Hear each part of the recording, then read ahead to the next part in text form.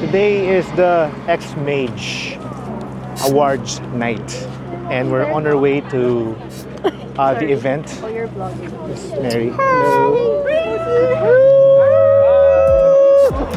Yeah, so diba siya?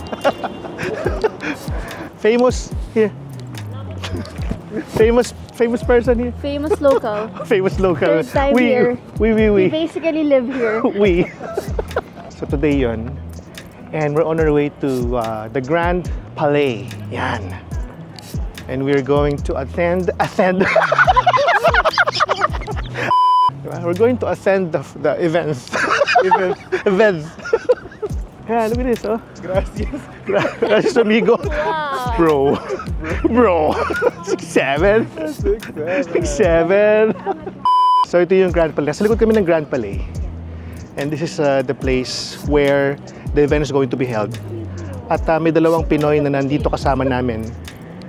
Dalawa sila sa mga nanalo sa X-Mage Awards because of the photos that they took and sent or submitted. Oh, ito na yung aming look, oh, thank you. Oh, pass. Ito na yung pass namin.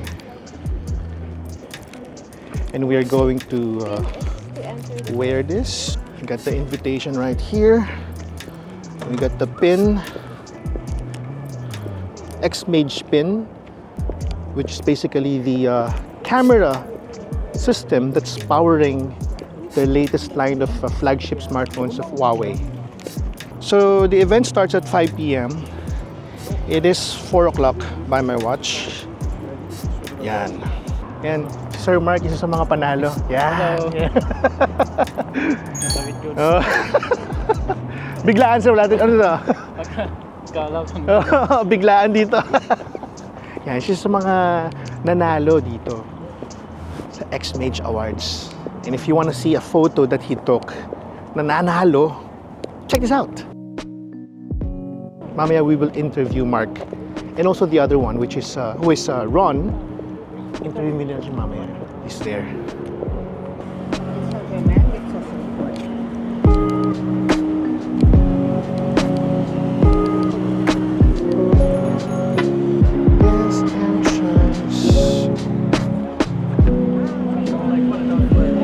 Nothing happened, just flashing. And this is it. That's the award ceremony, which is going to happen in a few minutes here at Grand Palais.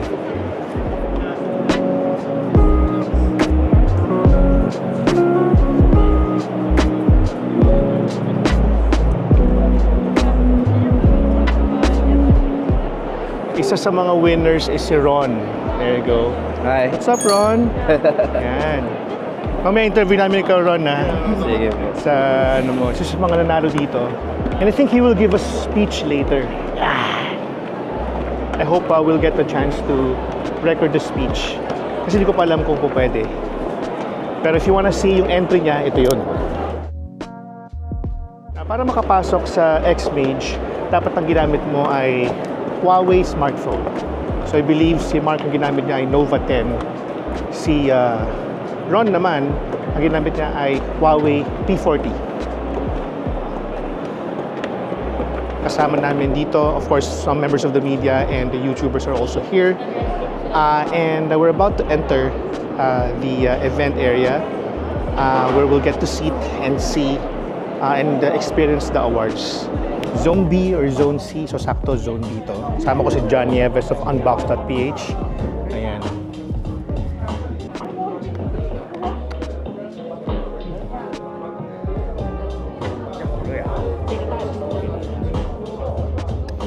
Years ago, Huawei XMAGE images first shared this stage with masterpieces from around the world, making a pivotal moment when mobile photography entered the mainstream artistic dialogue. Now we will begin with our first category of the evening, Good Night.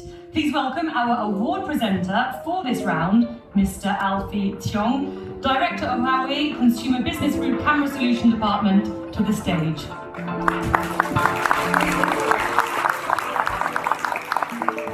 They had created from the color and the shade category.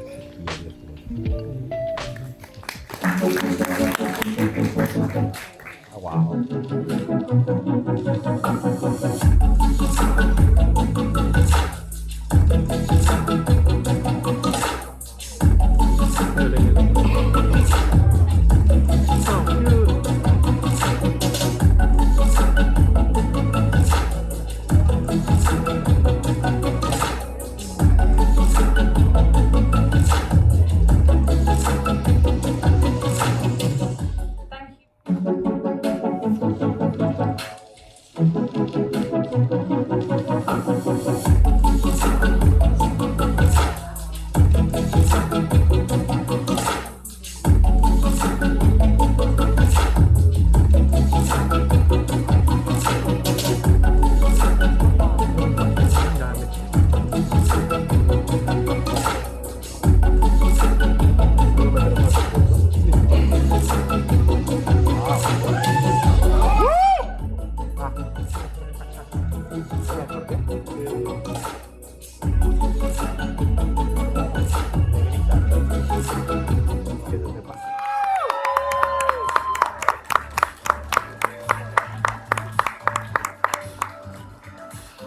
Will the award presenter please present them with their awards?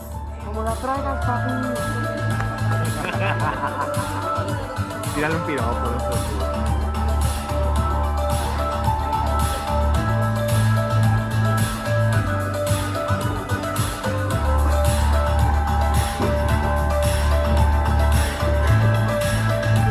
Te ves bien, hijo, te ves bien. Sí, güey. ¿Cómo no, güey?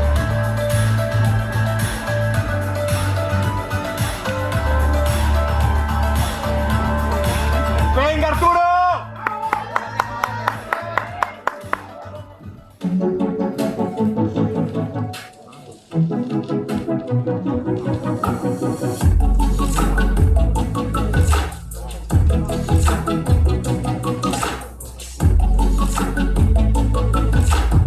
Hablando de la poesía.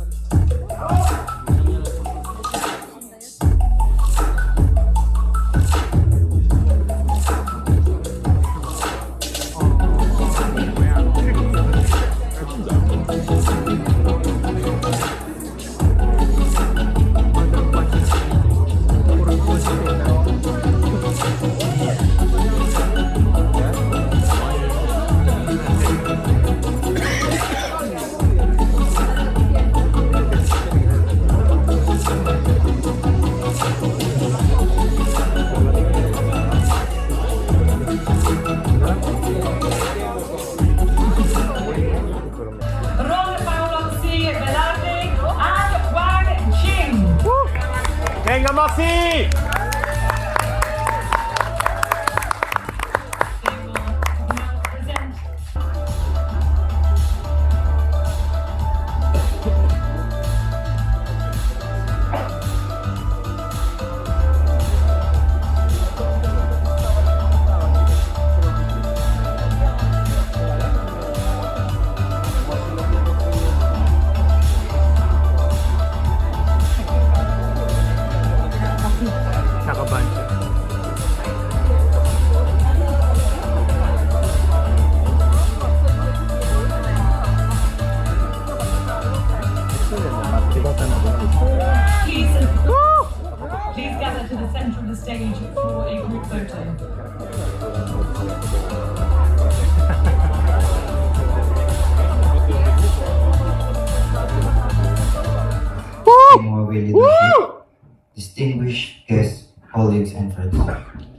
stand here in Paris tonight accepting this incredible recognition is a profound honor on behalf of the Huawei entire team. I am truly humbled and deeply grateful. This award is not just for an achievement, it symbolizes the successful collaboration between innovation and dedication. We accept this honor with immense pride, not just for ourselves, but for the spirit of perseverance and ingenuity that defines the Filipino spirit. Thank you, Huawei, for believing in our vision and for building bridges of technology that connect us all. Mabuhay and thank you. Ladies and gentlemen. The winners have been announced. And kanina nagsalita si Rhon sa harap as one of the winners.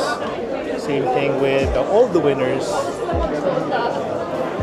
And we will have a chance to interview them in a little bit. I will also have an article that talks about my thoughts sa mga winners, sa event na to. I believe marami tayong pwedeng mapulot dito na information and how smartphones have really changed in terms of technology, in terms of the capability of smartphones, and how it is recognized as a tool for art. Alright, so the event just finished, and with me right now is one of the winners, si Rhon Velarde. You may have seen his speech earlier. Rhon, I have a few questions for you if you don't mind, no? Para sa mga viewers natin. The X-Mage, they receive about 740,000 entries, and you're one of the winners. What can you feel about it? What can you say about the experience? Yung pinaka nagustuhan ko dito yung yung kasama yung tour sa Paris. Siyempre bibihira yun, di ba? Parang di naman lahat na pagbibigyan ng ganyan.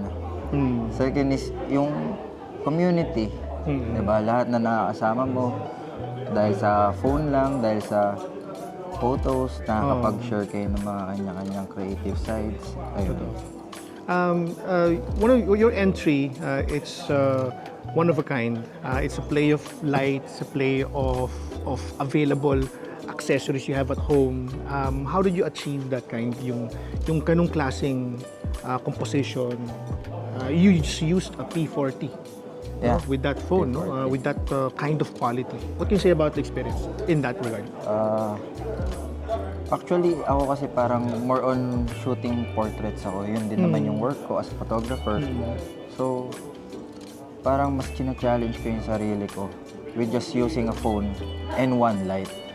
One light lang yun? Yeah. So, ayun. Parang kung ano lang yung meron sa bahay, kaya try ko with just one light. At saka kung gaano kaganda yung phone.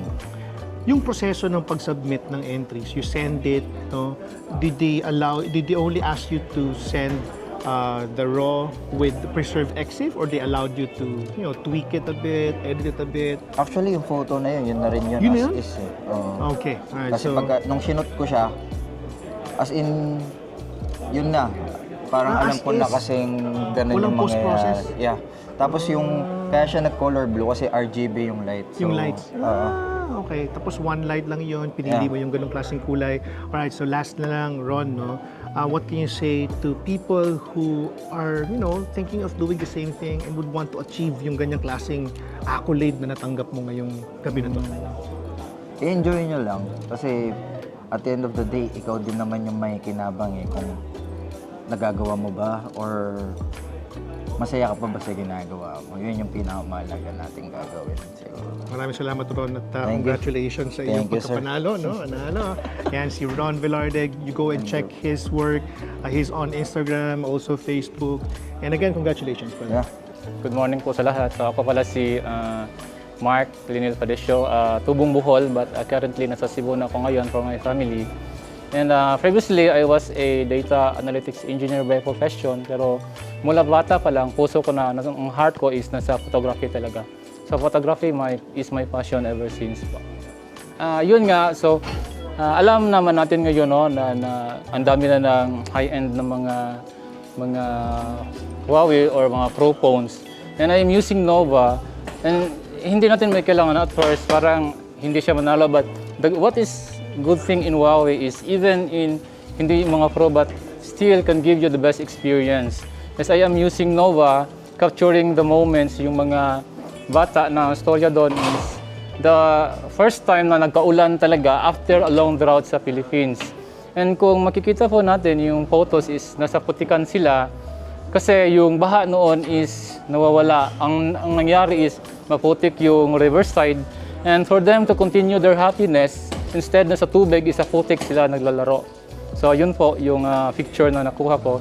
And before, hindi ko talaga naisip na i-include siya for photo contest. And then yung sa X-Mage na lang, pinasok ko yung photos na meron ako sa aking stock photo sa phone ko. Yung sa experience ko na nakita ko, parang equivalent na yung quality niya sa even sa may DSLR na camera. Yung quality ng Nova 10 is napaka-sharp po yung quality niya.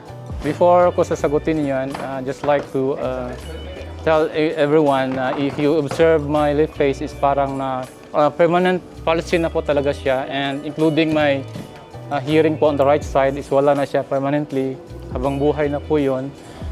This is because in the year 2020, in the height of the COVID pandemic po, I diagnosed for a brain tumor and subsequently underwent a major brain surgery. And as a minor effect, ito po yung nangyari sa mukha kasi may nerve na naputol po yung doktor. At first, parang mahirap tanggapin sa akin na ito na yung itsura ko.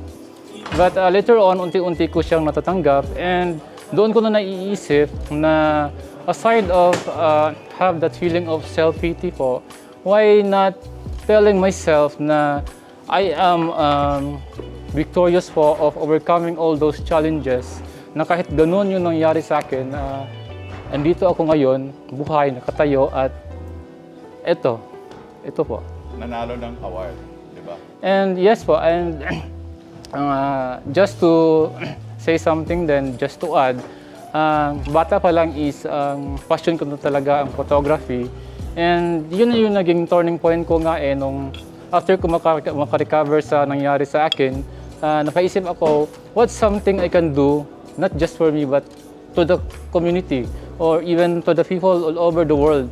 So ang ginawa ko is, through my arts in photography, is ginawa ko siya just to tell people, especially on environmental preservation and yun climate change awareness.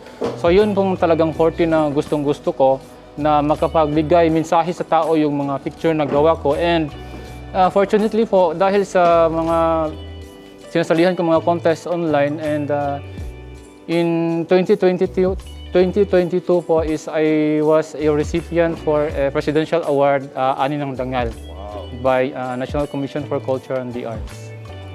Never just simply take photos, but rather tell a story. Dapat may laman yung picture na gusto mong capturein.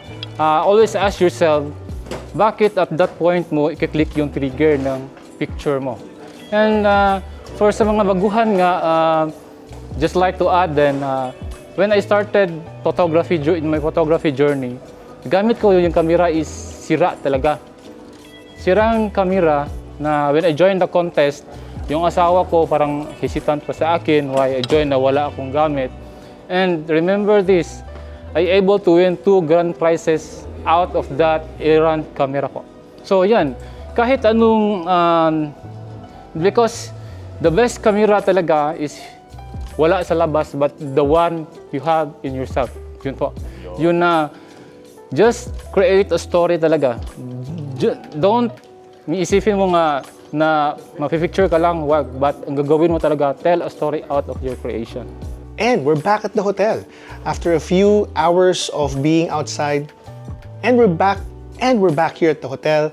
We're back here at the hotel. I gotta say, sobrang happy ako for all the winners, especially to Mark and Rhon, who were actually there and got to receive their awards. Now, there are actually 3 things I'd like to mention in this video about the X-Mage 2025 awards. Number 1 is that there's really a huge step in terms of how smartphones are really made to becoming the best tools pocketable tools, accessible tools to create content. Ibig sabihin niya, no, if you have a smartphone, sabi nga ni Mark kanina, it's not about you taking a photo with the camera that you're using. It's about you being in that moment and doing what you actually love. And that makes a lot of sense. And it doesn't matter like how updated your smartphone is. In fact, for Mark nga, he only used a Nova 10. No? That's a pretty old smartphone. Si Rhon naman, P40. But they were able to create such magnificent content. Number 2 is that X-Mage 2025 is an amazing outlet. It's an amazing platform to encourage a lot of smartphone users to submit their contents, particularly Huawei smartphone users, to explore the world of arts in the eyes of their camera smartphones. 750,000 entries. You can just simply imagine the spark of creativity na kumbaga ibinunga ng X-Mage na ito, no? And number 3, napakadaming talentadong Pinoy. Isa 'yon sa mga kumbaga nagpapakita ng ingenuity and creativity of Filipinos. Maliit na bansa ang Pilipinas, no? Pero kayang lumaban in a global scale. And X-Mage, yung 750,000 entries niyan, maraming Pilipinong sumali din dyan. At swerte at pinalad ang 7 na nakapasok at 2 na nakapunta dito sa Paris to receive the respective awards. Very inspiring people, especially si Rhon at saka si Mark. Rhon actually works as a freelance photographer sa Pilipinas, no? Si Mark naman, tubong Cebu, no? Siya naman ay sa kwento niya ay siya ay nagkasakit, no, during pandemic. Nagkaroon siya ng brain tumor, no? Pero ganun pa rin, no? Tinuloy pa rin niya yung kanyang passion. And again, really good avenue. And again, I'd like to throw my appreciation to Huawei for sending us over here to experience this event. I'm not sure if they announced earlier. I don't remember if they announced that the location of the next X-Mage 2026. But if they ask me to be with them again, I'd be happy to, because I'd like to see kung ano yung naging progression ng art na ito, no? They had several categories earlier. Madadagdagan ba? I'm not sure about that. But yeah, very exciting. So yeah, that's it, guys. This has been Gian of Kaji Pilipinas. Thank you so much for watching this video. I encourage you to join X-Mage. If you own a Huawei smartphone, go try sending and participating. I believe one of these days they will be announcing the entries or the opportunity for you to enter into this award. And malay mo, no? Manalo ka. Alright guys, thank you so much for watching. I'll catch you in the next video.